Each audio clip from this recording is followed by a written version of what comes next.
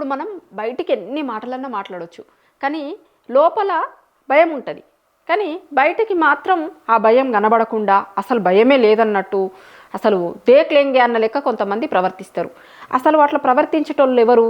ఎందుకు ఇప్పుడు దీని గురించి చెప్తున్నా అనుకుంటారా? చెప్తా. అంతకంటే ముందు మీరేం చేయాలంటే ఈ ఛానల్ని చూస్తున్న ప్రతి ఒక్కరు కూడా ఛానల్ని సబ్స్క్రైబ్ చేసుకోర్రి. చాలామంది ఛానల్లో వీడియోలు చూస్తున్నారు, కానీ చూస్తున్నటువంటి వీడియోల సంఖ్యకి ఉన్నటువంటి సబ్స్క్రైబర్లకి సంబంధం ఉండలేదు. సబ్స్క్రైబ్ చేసుకుంటే కనుక మీరు చేసుకోగానే వీడియో ఏదన్నా అప్లోడ్ అయింది అనుకోండి, మీకు నోటిఫికేషన్ వస్తుంది, ఆ వీడియోని మీకు చూసే అవకాశం ఉంటుంది. అందుకోసం ఖచ్చితంగా సబ్స్క్రైబ్ చేసుకోర్రి. ఇక నేను చెప్పినా కదా, పైకి అంతా మంచిగా ఉన్నట్టు అనిపిస్తుంది కానీ లోపల భయపడతారని. మేకపోతు గాంభీర్యం అంటారు కదా మన దగ్గర, మన తెలంగాణలో ఈ పదం బాగా వాడతాం మనం. మేకపోతు గాంభీర్యం ప్రదర్శిస్తుండ్రా బయవాడు, బయటికి ఇట్లా మస్తు ధైర్యం ఉన్న లెక్క కనిపిస్తున్నాడు కానీ పిరికోడు ఇట్లా మాట్లాడతారు కదా మన ఇంటి దగ్గర, మన ఊర్లల్లో. ఇప్పుడు ఇదంతా ఎందుకు చెప్తున్నా అంటే 10 మంది పార్టీ మారిన ఎమ్మెల్యేలు ఉన్నారు. బీఆర్ఎస్ పార్టీలో గెలిచి కాంగ్రెస్ పార్టీలకు పోయిన ఎమ్మెల్యేలు ఉన్నారు కదా 10 మంది. అలా వాళ్ళ మీద అనర్హత వేటు వేయాలి అని బీఆర్ఎస్ పార్టీ కోర్టుకు పోయింది, హైకోర్టుకు పోయింది, దాని తర్వాత సుప్రీంకోర్టుకు పోయింది. సుప్రీంకోర్టులో కేసు నడుస్తున్నప్పుడు ఏమవుతుంది అంటే, ఈడ ఆ సుప్రీంకోర్టులో కేసులో మిగతా 8 మంది తప్పించుకునే అవకాశం ఉన్నదేమో కానీ 2 మాత్రం తప్పించుకునే అవకాశం లేదు అనేది మనం రోజు వింటున్నాం సంవత్సరం నుంచి, వాళ్ళు చేరినప్పటి నుంచి. ఆ తప్పించుకునే అవకాశం లేని వాళ్ళు ఎవరు అంటే దానం నాగేందర్, కడియం శ్రీహరి. ఈ ఇద్దరు ఎట్టి పరిస్థితుల్లో అనర్హత వేటు పడాల్సిందే వీళ్ళ మీద. ఎందుకంటే వీళ్ళు చేసిన మిస్టేక్ ఎలక్షన్ కమిషన్ ఎట్టి పరిస్థితుల్లో ఒప్పుకునే అవకాశం ఉండదు. దానం నాగేందర్ ఏమో బీఆర్ఎస్ పార్టీలో గెలిచి బీఆర్ఎస్ పార్టీ ఎమ్మెల్యే అని చెప్పుకుంటూ ఆయన కాంగ్రెస్ పార్టీ నుంచి ఎంపీ ఎన్నికలలో పోటీ చేసిండు. ఆ ఎంపీ ఎన్నికలలో ఓడిపోవడంతో మళ్ళీ ఇప్పుడైనా నేను బీఆర్ఎస్ ఎమ్మెల్యేనే అని అంటుండు.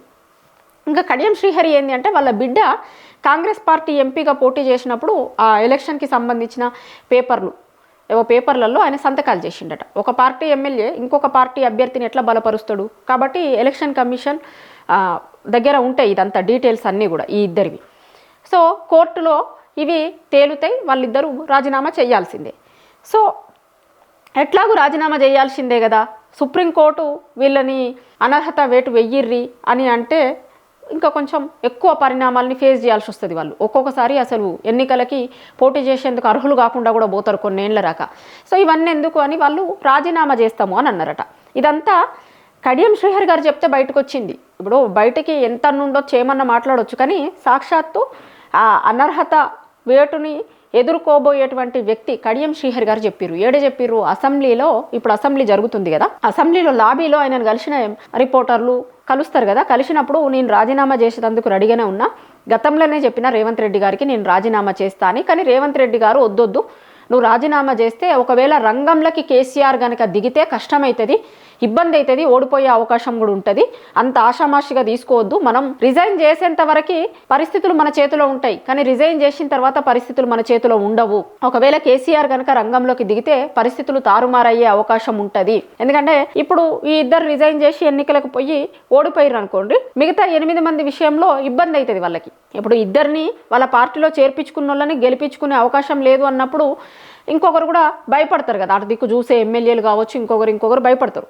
కాబట్టి ఇవన్నీ ఊహించుకొని ఇప్పుడు మళ్ళీ మీదికి మాత్రం ఏమంటారు రేవంత్ రెడ్డి గారు, ఎన్నికలు అనేది మాకు రెఫరెండము, మా 2 ఏళ్ల పాలనకి ఇది అది అని మాట్లాడతారు. కానీ నిజంగా అంత ధైర్యం ఉంటే కనుక, ఒకవేళ ప్రభుత్వం అంత ధైర్యంగా ఉంటే, కాంగ్రెస్ పార్టీ అంత అది ఉంటే, కడియం శ్రీహరి గారు రిజైన్ చేస్తా అన్నప్పుడు సరే రిజైన్ చేసి ఉప ఎన్నికలకు పోదాం, ఉప ఎన్నికలకు పోయినప్పుడు మనం ఏందో కాంగ్రెస్ పార్టీ గురించి జనం ఏమనుకుంటారో ఈ ఓట్ల రూపంలోనే చెప్తారులే అని కడియం గారు అడిగినప్పుడు చెప్తుండే. కానీ ఆయన వద్దన్నాడట, ఆయన రేవంత్ రెడ్డి వద్దన్నారట స్వయంగా, రాజీనామా చెయ్యొద్దు, రాజీనామా చేస్తే కనుక జరగబోయేటువంటి పరిణామాలు ఎట్లుంటాయో మనం ఊహించలేము, కాబట్టి ఒకవేళ కేసీఆర్ స్వయంగా రంగంలోకి దిగితే కనుక ఇక మన చేతులలో ఉండదు, మొత్తం అటువైపుకి వెళ్ళిపోతుంది, కాబట్టి అట్లాంటి పిచ్చి పని అస్సలు చేయకు, రాజీనామా చెయ్యొద్దు అని చెప్పిండట రేవంత్ రెడ్డి గారికి. ఈయన అడిగిండట నేను రాజీనామా చేస్తాను.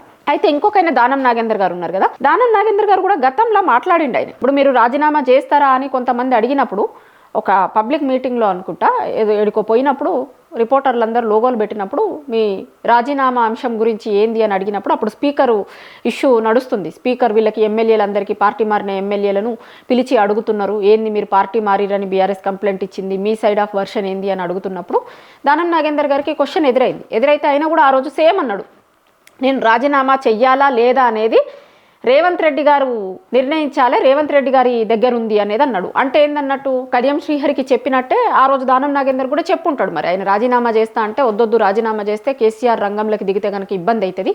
అసలే దానం నాగేందర్ది హైదరాబాద్కి సంబంధించినటువంటి ఎమ్మెల్యే, ఖైరతాబాద్ ఎమ్మెల్యే. ఆయన హైదరాబాద్లో అసలు కాంగ్రెస్ పార్టీకి రాలేదు, సీట్లు రాలేదు.